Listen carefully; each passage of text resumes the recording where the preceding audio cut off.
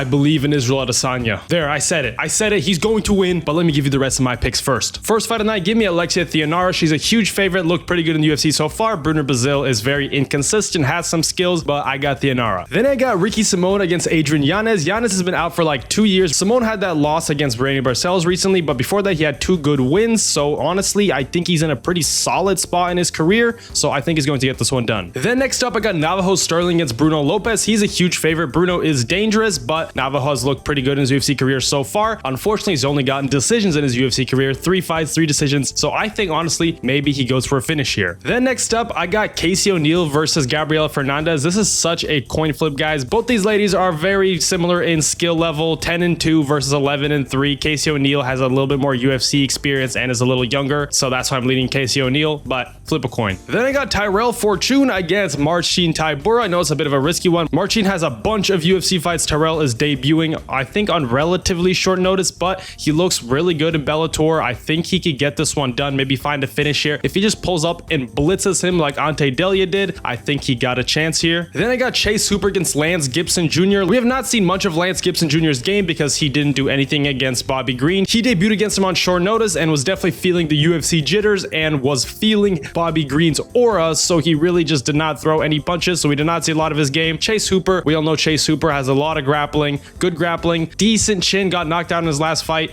not great striking, but if he gets this one to the ground, he could get this one done. Then I got Ignacio Bahamondes against Tawfiq Musayev. I think he's going to bounce back from that Fiziev loss. I think Fiziev is a way better fighter than Tawfiq Musayev. I think he get this one done here. Then I got Terrence McKinney against Kyle Nelson, guys. Kyle Nelson brings it. It's a bit of a risky fight. Terrence only fights risky. He has never seen a decision in his pro career. 17 wins, 8 losses. Never seen a decision. Most of his fights don't even make it out of the first round. He has been talking about wrestling more and saying he's going to become boring and get a decision, but I don't think he can help himself, guys. I think Kyle Nelson's going to bring it. I think if they get into a firefight, Terrence can catch him. Maybe they make it out of the first round, but I got Terrence McKinney by like second round knockout. The odds on him to win his first decision of his entire career are insane though, so if you want to take that, take it. Then I got the slight underdog Yusri Belgori against Mansour Abdul Malik. I think Yusri is very, very solid. He just destroyed Asmat Bekoyev, who I was a huge fan of. That sucked to see for me, but I can agree that Belgori is a great fighter. He has 3 fights against Alex Pereira in kickboxing, beat him in one of those fights, and 2 fights against Israel Adesanya, one of which was a split decision loss, other was a unanimous loss, but he has a ton of kickboxing experience. Obviously 9-3 in MMA. He's still developing himself in MMA. He now trains with Alex Pereira, one of his main training partners. Mansour Abdul Malik has been looking pretty good and he is undefeated, but his UFC career so far is against pretty average guys. He beat Dusko Todorovic, who's not good at all, beat Nick Klein, who's not good at all, got a draw with Cody Brundage, who is a journeyman, and then beat Antonio Tricoli, who is not good at all. So all of his wins so far have been against very, very average guys. I think one Asmat Bekoyev win trumps all of those guys in my opinion. I'm not calling Mansour Abdul Malik bad by any means, but I do think Belgori is going to win this one, probably by decision. Next up, I got Larian Douglas against Julian Erosa. Julian Erosa has way more experience than Douglas, has a lot of UFC fights, but he is very inconsistent in the UFC. He was on a solid streak before he lost to Melquiz Acosta, who's a great fighter, but before that he had a bunch of losses. Larian Douglas is super hungry. UFC debut, is looking pretty ripped, might be on those Russian vitamins, Brazilian vitamins, I don't know. He got signed off a KO win over Cam Teague, just like Kevin Vachejos, so I got Douglas. Then next up, I got Michael Chiesa against Nico Price. No surprise here. He's a huge favorite in his retirement fight because Nico is taking it on short notice. Nico has a glass chin, but Michael only has 2 knockouts in his entire career, 0 in the UFC, so I don't think he's going to get a knockout here. Maybe, but I think he will get a submission. He's probably going to finish this fight. I predict he's going to get a fairy tale ending to his UFC career in his home city. Yeah, I got Chiesa here. Then I got Macy Barber against Alexa Grasso. These two fought before and Alexa won, but Macy has looked very good recently. He's on a big win streak, 7 fights, I believe. Alexa just lost to Natalia Silva, lost to Shevchenko, has been fighting the best of the best, but has been pretty inconsistent recently. It has not looked great recently. I'm still not completely sold on Macy Barber. I don't think she's incredibly skilled, but I think this will be a very close fight with Macy Barber edging it out. And then in the main event, guys, Israel Adesanya is going to win, guys. I'm telling you, he is a -150 favorite, slight favorite because Joe Pyfer is dangerous, but has way less experience than him, obviously. Joe Pyfer is very locked in for this fight, but I think Izzy is too, man. He's lost 3 in a row, which kind of sucks. I think he's close to that retirement, but I think he needs to get this win here. I think he knows that. He's definitely not done yet. If he just keeps it clean, doesn't get caught, his striking is way better than Joe Pyfer's. Joe Pyfer just has a power advantage, but Israel has some power as well. Izzy's chin is a bit sus, which makes me a little worried, but I believe in him, guys. I got Adesanya to finish this one, maybe by knockout late, maybe by a decision. I'm probably leading decision because Joe Pyfer is tough. He's not going to give up. But yeah, guys, I got Adesanya. Let me know, are these picks terrible? Are they amazing? Peace.